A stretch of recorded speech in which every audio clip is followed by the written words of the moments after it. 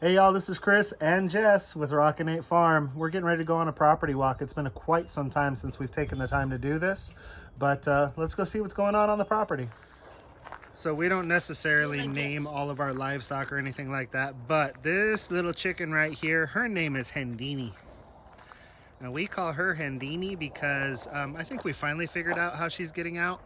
But for the longest time, we could not figure out how she was getting out every single day.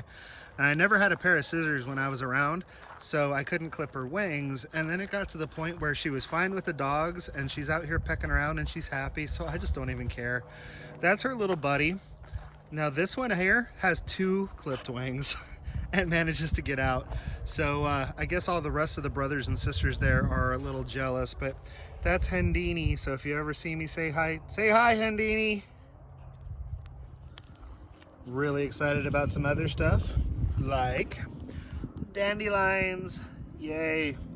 I actually really, I'll take a dandelion and eat it raw. Shush, Hercules. I'll take a dandelion and eat it raw. They definitely taste amazing in salads, but we have got them coming up everywhere, and it's because last year when they went to seed, I just brought, at the time, our 3-year-old out here, and I let him go nuts with blowing the seed anywhere he wants. I know in in urban America, dandelions are considered a weed, but y'all, this root is so medicinal. The flower is so tasty. Dandelions are not a weed. They are herbal medicine. Quit running away. You want to come out, you need to be social. Huh, Hendini? Huh, Hendini? So the grass is actually going back. No, I haven't put the seed out yet. The grass is growing back really well in this chicken run that we're not using right now. So I don't know when it's going to happen. Uh-oh. He didn't even put those on there, did he? I'm not sure when we're going to do it, but I'm actually going to expand 2 more runs and put 2 more doors on the back of the coop. So there's going to be 4 different paddocks that the chickens can go on.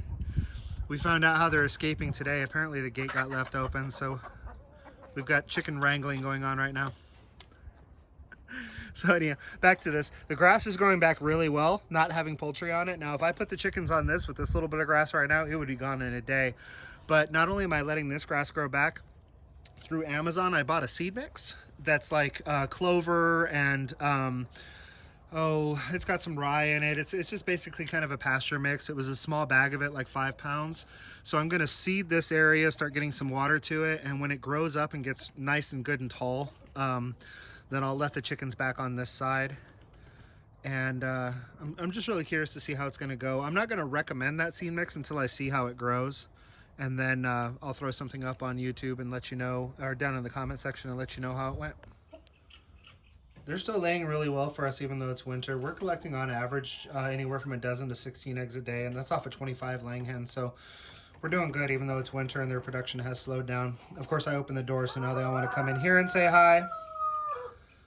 But we're also getting some really good compost out of this because underneath their perches here, I lay down wood chips. Wood chips are straight carbon and their poo is straight nitrogen. And then they get in here and they just scratch it and till it up and scratch it and till it up. And then I just add more wood chips and they scratch it and till it up and scratch it and till it up. So the next time that it's time to quote unquote add wood chips, I'm actually going to come in here and at least underneath their perches, I'm going to clean all these wood chips out, haul them over to a place where I'm just going to throw a tarp over them and let them turn into compost. It's amazing.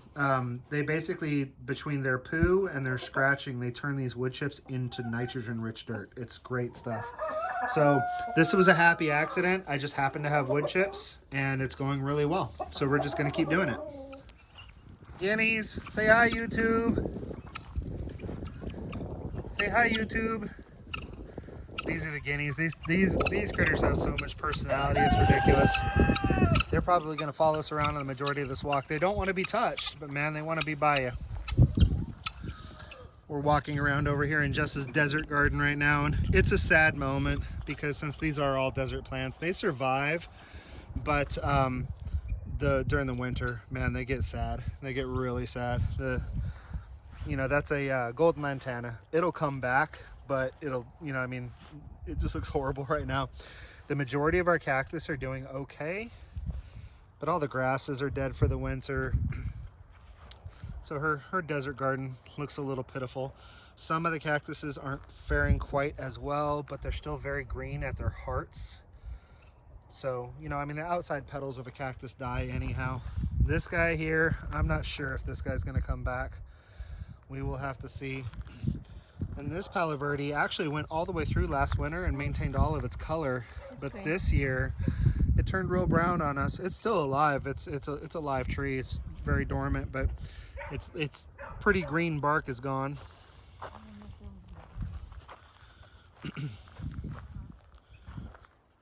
One more cactus here. Again, you can see it's still green at its heart. So we're out here walking the grape orchard now, and obviously during the winter your grapes are all dormant. But we're hoping they'll come back real good this spring. We'll have to see. I've got to get these wires run before we start getting any growth.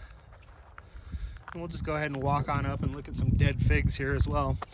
I think we've ordered a bunch of plants and a bunch of trees, and we've also gotten some free stuff. I'll show you some things I have in the garden, but one of the things I'm trying to get my hands on is more figs and more varieties of figs. So if anybody has any suggestions on a place where you can get a really good, affordable kind of wholesale rate on fig trees, let me know. Drop it down in the comments. I'd love to hear from you. But yeah, we got two very sad looking figs, but again, this is what they do here in the winter. They go dormant, they die back. So we're heading over towards the garden now. And I did order a couple of more. This is one of our apples. And you can see that with the warm weather we've been having lately, they like to get all these little buds on them. It's one of the problems that we have sometimes here in Central Texas is that things will flower because they're like, yay, it's warm, and then we get another hard killing frost. But this is one of our apple trees. It's a Molly's Delicious. I have two, and this is not a self-pollinating apple tree, but I have two Golden Delicious coming in the mail at some point. We'll get those in the ground, and then the Golden Delicious are self-pollinating, but they pollinate better when there's another variety, and then the Mollies will pollinate off the Golden Delicious. So we'll have 4 apple trees in before spring. And here we are coming up on the garden. Jessica actually has not seen this yet because she spent the weekend with my mom, so she hasn't seen that we got our fencing project done yesterday. I posted that video last night, so she saw it there, I'm sure, but other than that, she hasn't seen our fenced-in garden yet. What you think? That's the gate that used to be on the front gate. I just repurposed it with some really fancy hinges. It's just hanging by wire, basically. But the thing is, would you mind holding this, please? The thing is, when you come up, you've only got to open it like that far, so it's not that big a deal to lift it up and open it. Well, come on in. Luna, out. Hey, no dog zone, Luna. Out. Out. No dog zone. That's the reason we have a fence and a gate. So yeah, the gate moves pretty easy. And everybody in YouTube world saw all this work yesterday, but you haven't seen it yet. So we've got our new boxes in. Got some wood chips on one bed. Still got a trailer full of wood chips. I think what I'm gonna do with this particular thing of wood chips, Jess, is after I get this bed and the 2 beds that still have cardboard on them done, then I'm gonna start laying wood chips in between the rows here. Because I've got to get that trailer empty so I can get it back over to the barn to get more dirt so I can fill up this box and the box that I'm gonna put right there. And the box that's gonna be right here on this angled piece is gonna be our asparagus beds. So that's our little walking onion patch. With this bed here, this raised mound, that's where I'm gonna do sweet potatoes. And I ordered a variety, they're called Murasaki purple sweet potatoes. They actually have a white flesh and a purple skin, but they're really, really good, especially when you twice fry them. They get really pillowy and puffy. And then on those beds over there, so the 2 beds closest to us, that's the ones that are gonna have the arches. The furthest bed from us, I'm gonna run fencing and T-post down the middle of it so we can tie tomatoes to it like we did back in our old house. And then those beds are probably both gonna be onion beds. And over here we've got garlic and strawberries. I didn't show y'all this. I can't believe I forgot about it, but we donated to the Arbor Day Foundation last spring, maybe early summer. And when you donate to the Arbor Day Foundation, one of the things they do is they send you some free trees. So obviously they're just little sticks right now because they're dormant, but we have, I know for a fact we have bald cypress. Do you remember what the other ones were? Some pecans. Was there pecans in there? There were some pecans in there. Okay, and then dogwood. And I can't remember the others. maybe a red maple, a sugar maple for sure. So the little guys over here are a variety of different trees that are all just kind of color. And I mean, obviously any maple tree can give you syrup. And we do have some sugar maples in here. So, and then these guys are all the bald cypress, and we're gonna plant them along our creek so that they'll help stabilize the banks and give us some good shade. Most of the rest of our stuff is pretty dormant right now. The mint has a couple of leaves on it. Our marshmallow has died down to the ground. It'll be back in the spring. Let me see, the oregano is kind of just barely hanging on there. The sage is doing pretty good. And then all of our wild blackberry plants are looking really pretty with their red leaves. And then here is our strawberries, our garlic, and our elephant garlic. So now Jess and I are just going to sit and enjoy our gardens for a little bit. So this is where we're going to sign off on our property walk. But until I see everybody again, please be happy and live healthy. This has been Chris and Jess with Rockin' Farm.